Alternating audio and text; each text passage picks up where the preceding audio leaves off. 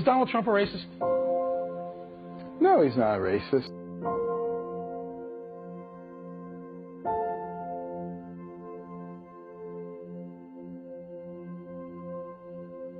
He is not a racist, but that's what people believe because of a statement that was taken out of context. His New York values, I think, underlie a real person who is probably among the least racist politicians on the national scene. If you have an industry like California grapes, like perhaps what you're talking about in Wisconsin, we're going to let people come in, but they're going to come in legally. They're going to come in through a visa program, and they're going to come in legally. And it's going to work out beautifully. You will not be affected. We don't want to affect businesses. We want to grow businesses. What about the dreamers? What about people who came here when they were children?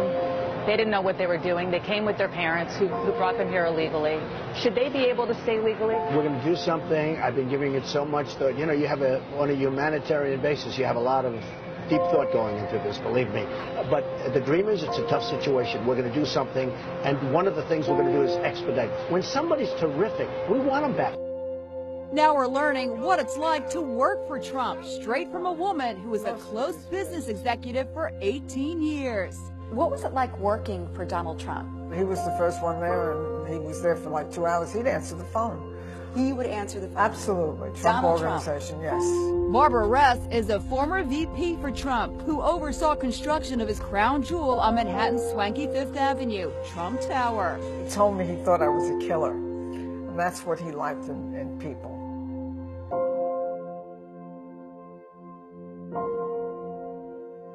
Do you feel that Donald Trump is sexist? If Donald is sexist, then a lot of people are sexist. A woman in the audience asked Trump if he'd hire veterans at that hotel. Here's how he responded. What are you looking for? What kind of a position? Come up here. Come here. You look so smart and good. Do you mind if I do a job interview right now? We need good people. How are you? So what's your experience in front of the world? Well, I design, I do wreaths, I do all types of decoration. And you like this building? Yeah. Okay. So here's what I'm going to do. There's the man. Stand right over here. Oh my God. If we can make a good deal in the salary, she's going to probably have a job, okay? All right, good. Have a good time. Thank you, sweetie. Thank you. Good. Thank you. So nice. Really nice. I felt good about her. I tell you what, I looked at her. I said, I have gut instinct, okay? And we're allowed to have that. And I looked at her, and she asked a question, and it was a very positive question. She looks like she's got a great look, and look at that with the tears. How nice. She just seemed like a good person to me. You worked for Donald Trump? Yes, glad we're just talking about that. Yeah, I got to work for him for a couple years as his executive assistant, and I got to have first-hand experience of what he's really all about. He is a remarkable man. He is amazing to work with. He's very cooperative, he's very charming, he's very calm, and he's very family-oriented. He's very caring for the community. He goes and donates money without the press being present, and he does it all out of his heart. He doesn't wear it on his sleeve. He's very devoted to his work.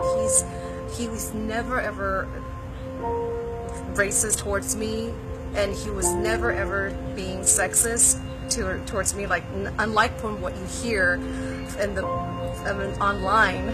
He's treats everybody in the staff really well, fairly. He makes everyone feel very comfortable, and he's a pleasant man to work with. Do you think he'll make a good president then? Or? Oh yeah, as a Mexican American, I'm going to vote for Donald Trump. If he runs this country the way he runs, anywhere near as similar as he runs his business, I know he's going to make this country a better place. Oh, okay. I mean, you don't really hear about all this. Yeah, that's unfortunate. It seems like people just want to make him the butt of the joke. He's actually nothing like that. I feel like people need to stop making silly remarks without even knowing who he truly is.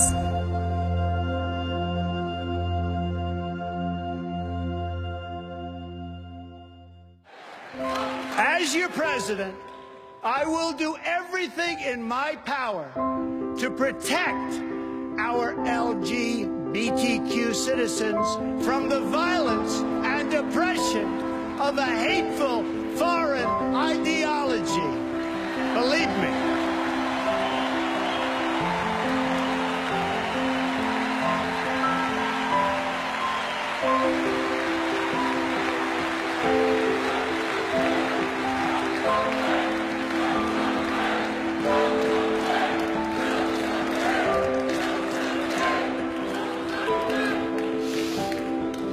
And I have to say, as a Republican, it is so nice to hear you cheering for what I just said. Thank you.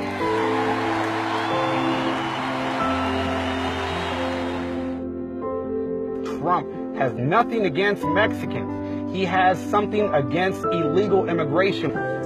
I am proud of my African American heritage, and I am proud to stand before you tonight and support Donald Trump, not just in spite of the color of my skin, but in fact because of the color of my skin.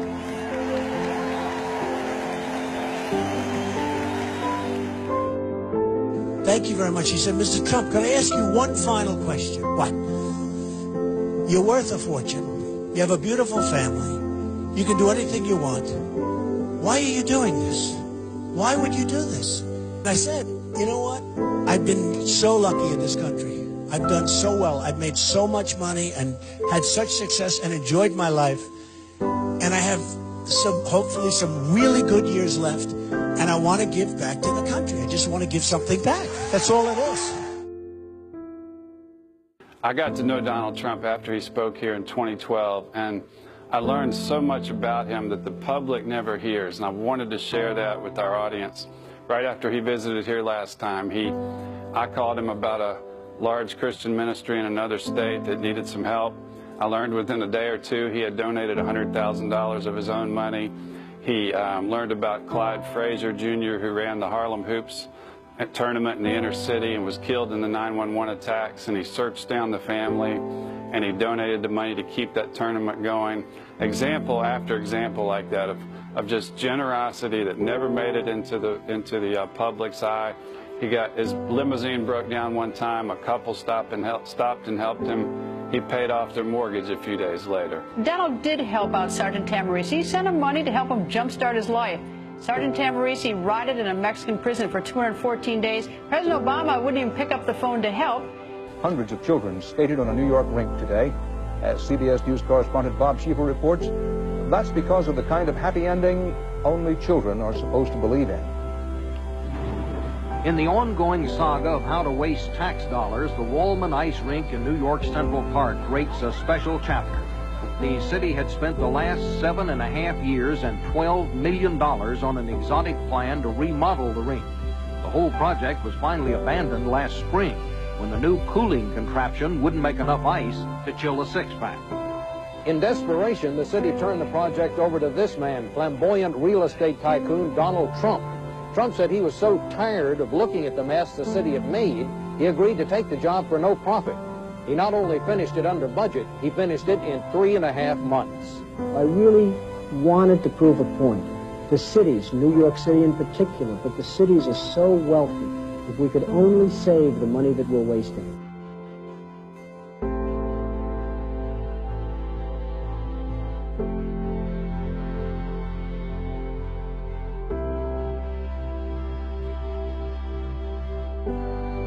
This November, I ask you to be true to yourself and vote for the candidate who you know is running for the right reasons. Vote for the candidate who has never been a politician. Vote for the candidate who has never received a paycheck from our government.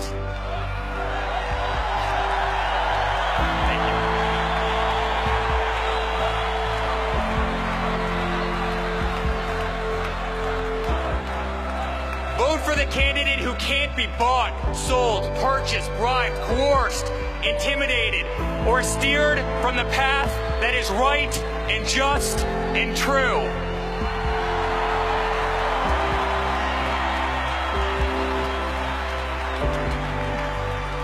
And quite frankly, friends, vote for the one candidate who does not need this job.